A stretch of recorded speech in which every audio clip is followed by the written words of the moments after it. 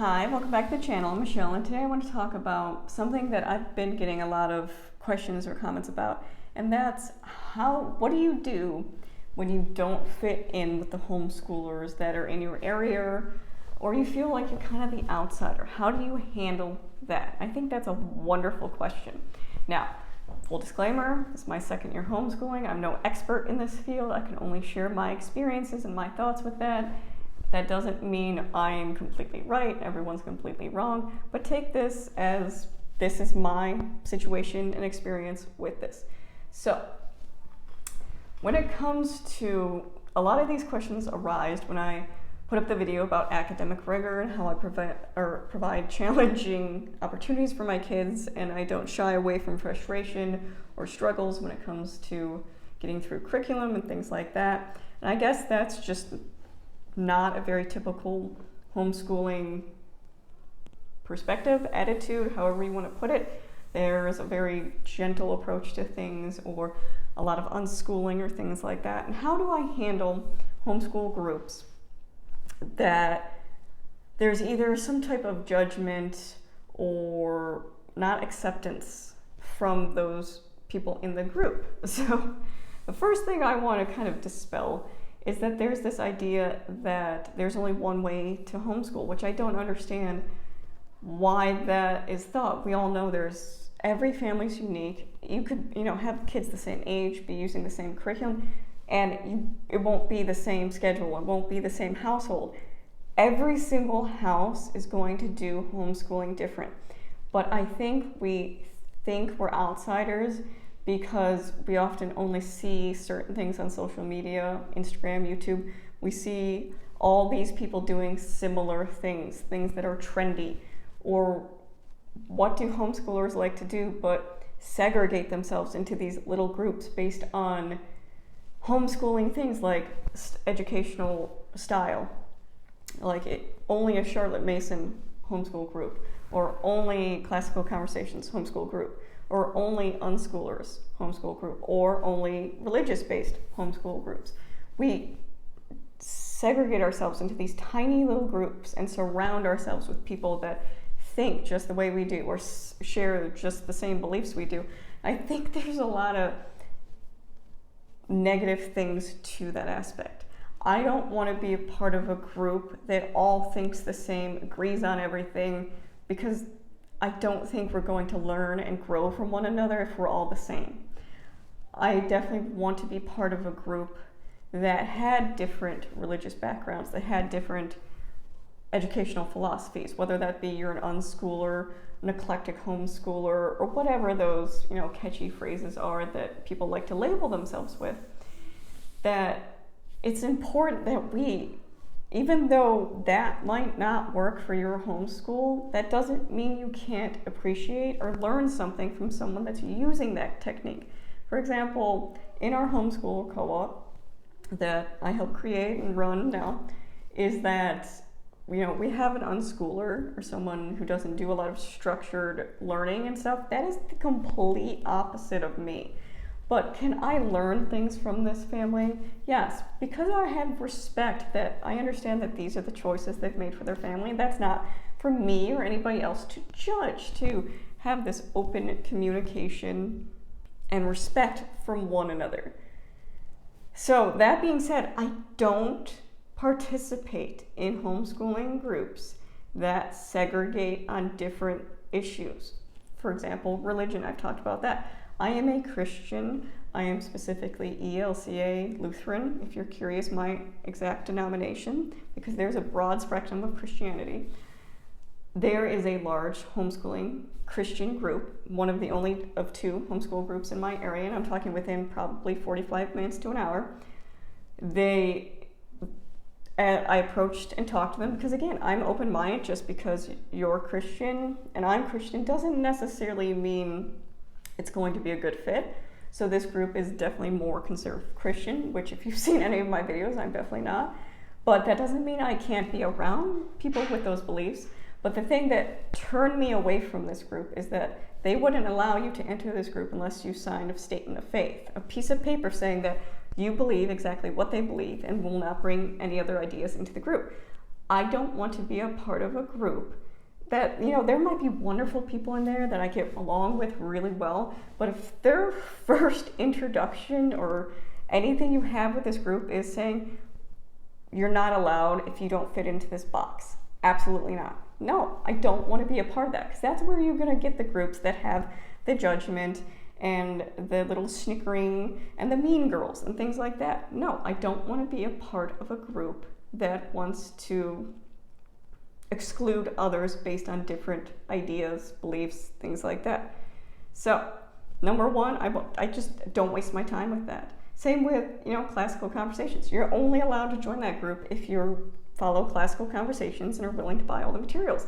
Again, those people might be wonderful, but if their first thing coming in the door is, you can't do this unless you are X, Y, Z. No, I don't follow that mentality in life, let alone our homeschool. I want my kids to be around people of many different faiths, many different ideas, thoughts. That's how we grow and learn as people, by being exposed to people that aren't exactly like us, and learning to appreciate that although you might have a different point of view or thought on something, there's not a right or a wrong. It's understanding that person can have their beliefs and it doesn't affect, or their thoughts, and it doesn't affect you. You can have your own personal beliefs too, and there can be mutual respect and understanding between you. So, what do you do if you find a group that has these? So, one of the commenters said that, what do you do when you're the complete opposite in this group? So, for example, if you're super structured like me, and, you're in a group of unschoolers, well, I would have a lot of, respect. Again, that's not the avenue I choose to go in my homeschool, but that doesn't mean I can't appreciate certain aspects of unschooling. There are things I do think are beneficial to know and learn and talk to these people. But the funny thing is, I've never seen issues with kids on this. It's always adults. Kids usually don't have problem playing with other kids. You can be an unschooler, you can be eclectic, you can be conservative Christian, you can be whatever. Kids usually tend to get along and not put themselves into these tiny little boxes. They learn to put themselves in those tiny little boxes from adults. So, my kids play with multiple ages, different religious backgrounds, different ethnic backgrounds. It doesn't matter to them. So usually this judgment or issues is coming from the adults, which is just unfortunate that we live in a time where it's the adults who are being the bullies. Those mean girls or boys grow up and become mean adults, and that's unfortunate. So, what advice would I give if you're in a group where people are judging you or being dismissive of your style or how you choose to raise your children? And I think the only advice, and again, this is just me, I would give is the same advice I give to my kids, that if somebody is mean to you or won't play with you because you don't believe the exact same thing they do, or you won't do what they want you to do, that is not a friend. And that's the simple truth. Having a group of people to socialize with isn't more important than your self-respect. Like, you shouldn't put yourself in positions where people are mean to you in order to have a group to hang out with. And I think this is just, high school all over again. That if these people, you can be completely different. You can be an unschooler and an eclectic homeschooler, or a very structured traditional homeschooler, and get along fine, as long as you're willing to have respect for one another. And if that respect does not exist in a group, then why are you part of it? It's not worth it. There are other ways to, I don't think homeschool groups are necessary, especially with a lot of ways that they're segregated and exclude people. Is it nice to have a group of people to get together with? Yes. But if it's causing you stress, or if it's making you feel bad about yourself or your decisions you're making, that is not a beneficial group. That is not a group that's worth your time. It can be very difficult to find that group that works with you. I understand how difficult finding that needle in the haystack is. I am a Christian, but I choose secular curriculum. I prefer a very traditional approach to school. These are very different things than you find in the homeschooling world and community, especially if you live in more rural areas. I get that. And it can be hard. And sometimes that community is online. One of the reasons I share my videos is because I wasn't seeing myself represented in the YouTube social media aspect, which is kind of ironic. I do understand the irony of that statement because I am a white Christian woman. I'm like 80% of the demographic of YouTube homeschoolers. But I do things different. I've always been the outsider or the misfit in groups, the one that didn't quite fit into that box. So I know exactly what it's like. And sometimes that community you're looking for is online if you don't have it locally. Sometimes you create that own community. So another mom and I created this co-op, and now I run it with a different mom because that mom moved away. But in this group of people, we have many different religious backgrounds. We have many different age kids. We have different ethnic backgrounds. This might be shocking to people, but within our homeschool group, you don't even have to be a homeschooler. Like, there is a parent, and I put this on, the flyers I put up in the library and whatnot, that, public school children are welcome to join us. Private school children are welcome to join us. If your kids aren't school age, they're welcome to join us. And why? Because it's so much combative, this against this. Homeschoolers against public school or private school. No, there's a mom that's part of our group, her kids attend private school, and she joins our group occasionally. Not all the time, but she does, and that's completely fine.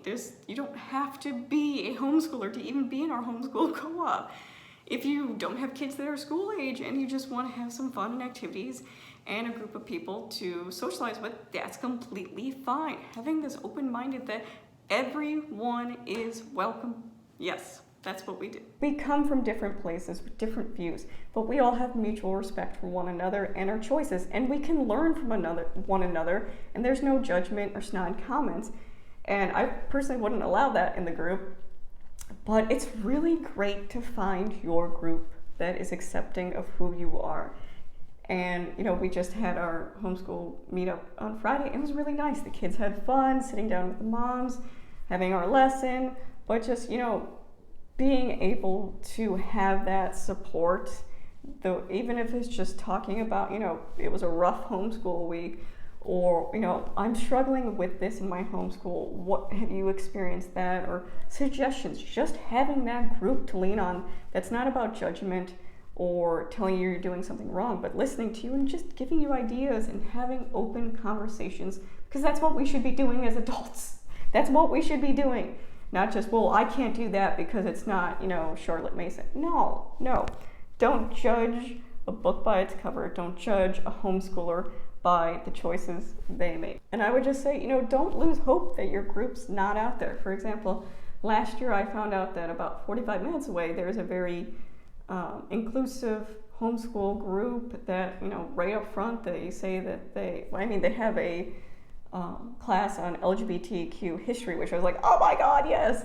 So they're inclusive, they're welcoming to all, and it's just, these are becoming more common concepts. I think you're going to see more of these things popping up because people are willing to do them and put it out there because it's something that doesn't exist. So it might take, a little bit more digging or research or just putting yourself out there to find your group, but you will. And in the meantime, don't put yourself in positions where it's not beneficial to you, where it's uncomfortable, or you're being judged, or you feel like a bad person because of the choices you choose to make.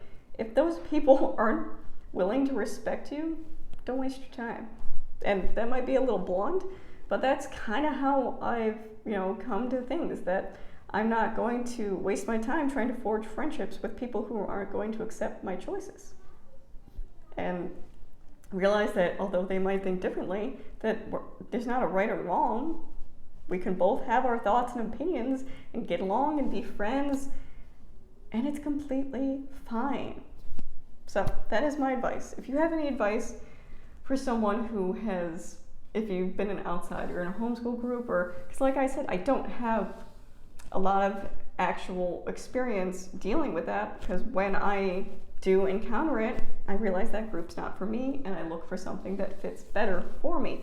So if you've been in a situation like you're the outsider, or you feel like you're being judged, what do you do in those situations? Leave them in the comments below. I'm sure people can, again, learn from our different experience and gain wisdom from listening to other people and how they deal with things. But point blank, how I deal with it is I don't associate with people that are extremely closed-minded and not willing to accept my choices and be respectful of it.